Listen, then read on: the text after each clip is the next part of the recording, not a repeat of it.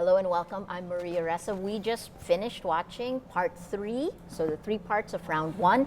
Coming up next is going to be the part 2, which is the round 2, which is actually where the candidates ask each other questions. Let's go to our adjudicators, Nicole Curato, Glenn Tuazon, Joan de Venecia. What did you guys think of round 1? First, let's talk about part 3. Anything interesting in part 3? I think the best part was when Mar Rojas said this is the Duterte brand of justice. Shooting from the hip, basically punishing people without thinking about it. We heard the word kill and death so many times in that round. So I think just to a certain extent, Mar Rojas did something good in this round by bringing out what's wrong with the Duterte brand of justice. On the other hand, do you think Mar may have broken a little bit under the strain? He seemed to be slightly more Off kilter. Yes. maybe a bit more aggressive but higher pitched at this time. I think that's a politically correct way to put it. Glenn, what you were saying earlier? It's funny because before we went on the last segment, I was saying that Mar Rojas was losing his cool, so he seemed a bit antsy. I also got that a bit from this last round, although I tend to disagree a bit. I think that he was, well, no, actually I agree with Nicole. I thought he was more, he came off stronger for this segment. The sound bites were clear. I think he defended himself quite aggressively. And then it was funny because I was saying that Mayor Duterte was getting points in the prior rounds by not joining into the exchanges. This time he went full into the fray. Let's see how that will resonate with his supporters. Because I think though that this entire "I will be strong," if you're president, you have to be ready to take certain measures. That resonates with the supporters. So if you believe in that kind of act, then it's kind of justice. Then that's going to embolden you more, especially with the death penalty question at the last. Yeah? For the first 2 parts though of this round, all 3 of you felt that Grace Poe took the debate. For this last part of the first round, do you guys agree, John? Well, overall, I think she still won the first round, but by a very close margin because of her answer on the Coco Levy issue. Right. I don't know. I thought that she was boxed in a corner and she really didn't respond. There was an intention to evade, and she said things that I thought were ultimately defending Bending Coangco and the Coco Levy issue. So, well, that was to me a bit disappointing on her part, but taking the 3 parts of round 1, I thought she still won that. Who's number 2 for you? Well,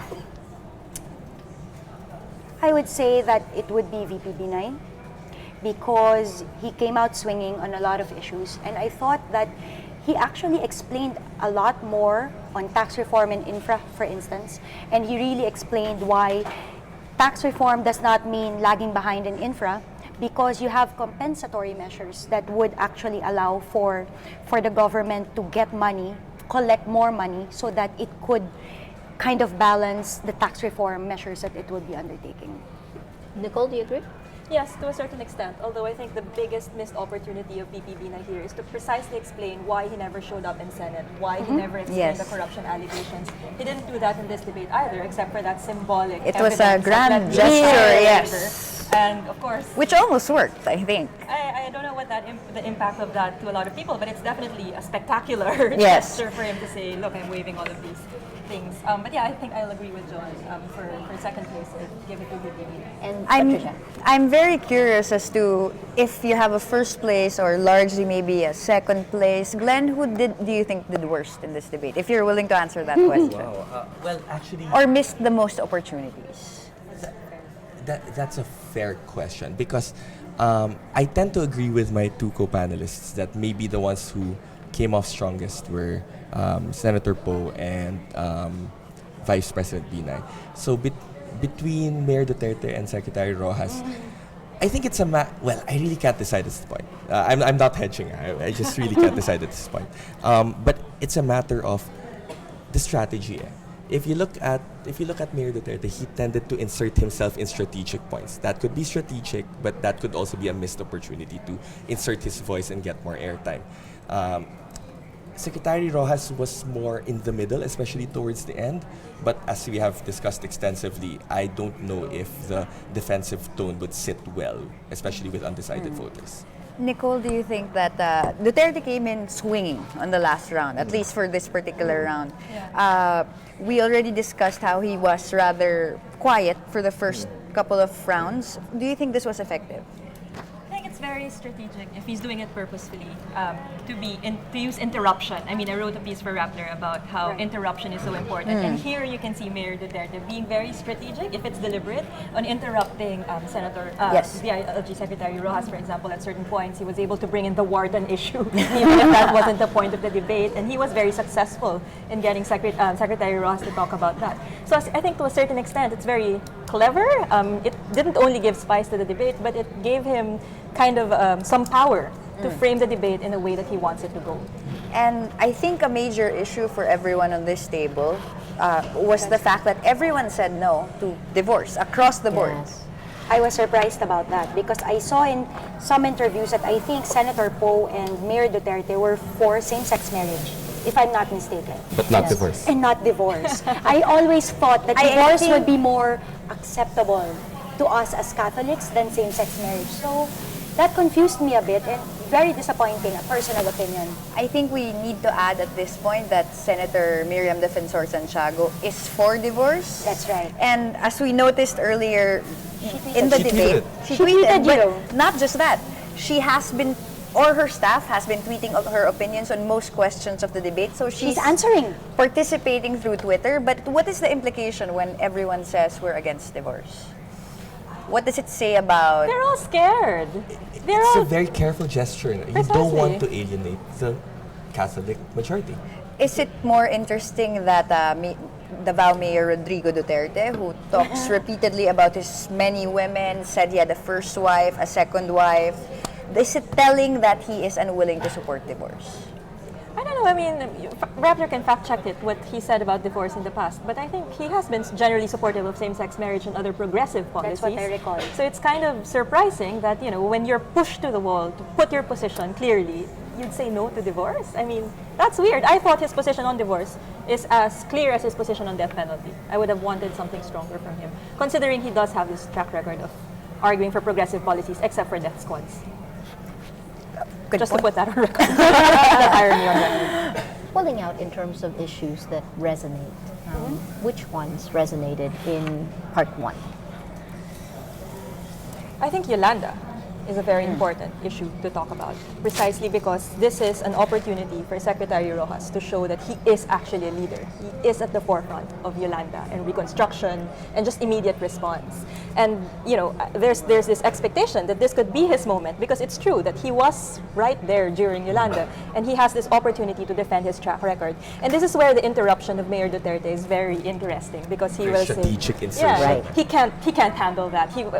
This wasn't his exact words, but he was saying something like he was almost on a meltdown, like he couldn't handle. I think he may have said that earlier about... In a different Yeah, context, in a different yes. context. Or he said that he's a fraud. Yes, precisely. In that context, Pretensions. who won the exchange?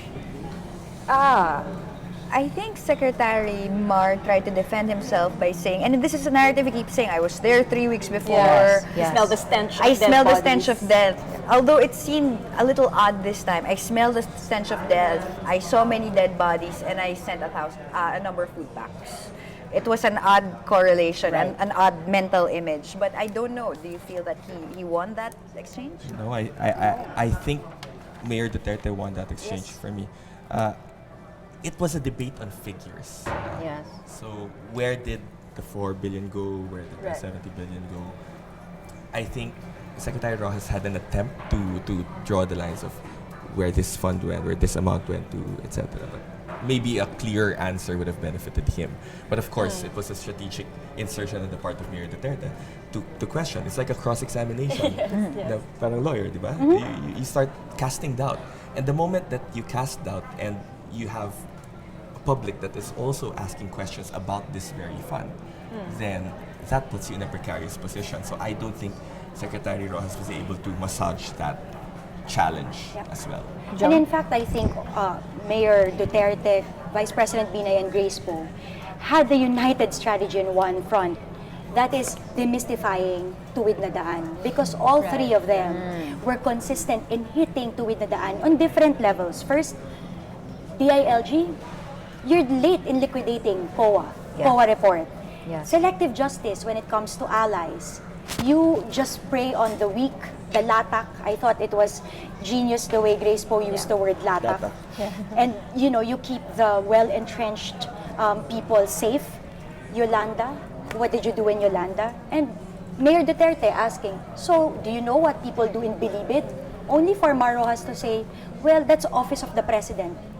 Or PIDEA, that's not under me. Yeah. So I thought that all three of them had a strategy. I don't know whether conscious or united or they talked about it, but all three of them were really determined to hit tuwid na daan. And I thought all three were effective in doing that with Mar because he was very, very defensive and high-pitched already when defending himself at times. So Although it's interesting, it feels like no one is trying to ask questions to Mayor Duterte. Like no one has been equally That's true. confrontational. That's very true. If everyone has a shot at winning the presidency, then how come all the attacks are against each other? VP Binay, Grace Poe, and Secretary Mar. Where is the attack against Mayor Duterte? I think the only attack against Mayor Duterte was Secretary Rojas is in defense of himself. Right. That's right. Right. So on the killing, on Davao and everything else. But really, you're absolutely right. There was no attack Actually, against he mentioned Duterte. the line, if, I wrote it here, if hindi ka takot pumatay, Yes. hindi ka handang maging presidente. I thought that would have invited more Yes. questions Precisely. Yeah. from the rest of the Yeah. candidates. Which Maro has replied to naman, na parang he said, did, that's the Duterte That's plan. Duterte justice. Pero it was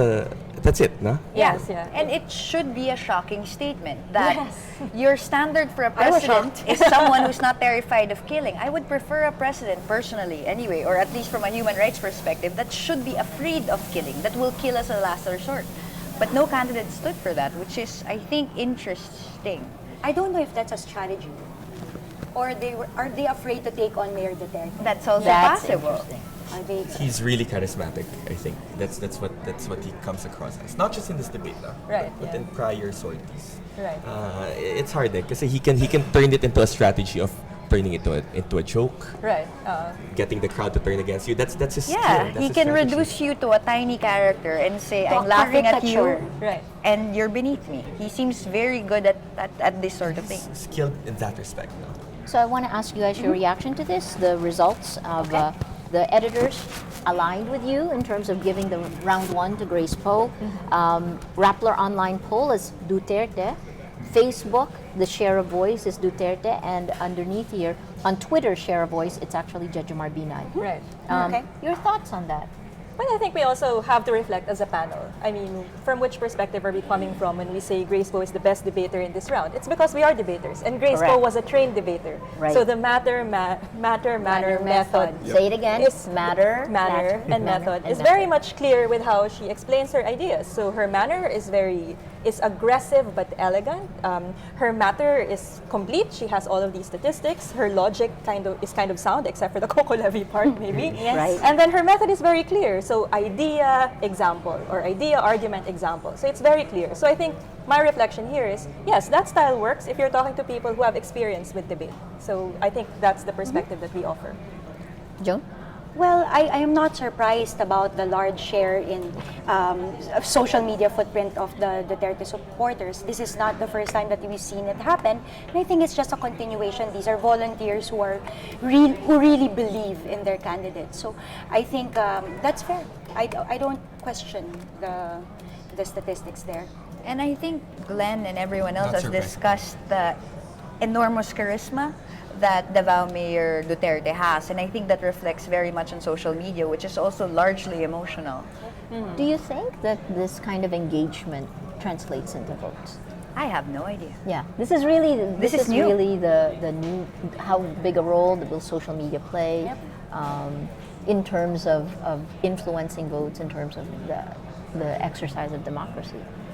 I don't know if there's a survey that already shows that those who are active in social media are registered voters, for one thing. Is there a one-to-one correspondence, or are those active in social media the ones who vote, or the majority of the voters in the elections? Because if yes, then it would probably play a big role, but if not, then I mean, the biggest proxy here would be the surveys. Yeah, so that's right. the Grace Poe supporters aren't as active in social media, but she is a consistent frontrunner in the surveys. So just at least based on those two data sets, then we can say maybe not necessarily. But what's important is the action in social media can frame the conversation. Correct. And how the conversation is framed can frame how people make their selections for who they're voting for. But I guess only to that extent. So what's so interesting to me is Okay. that this would be the statistical surveys that you have, right?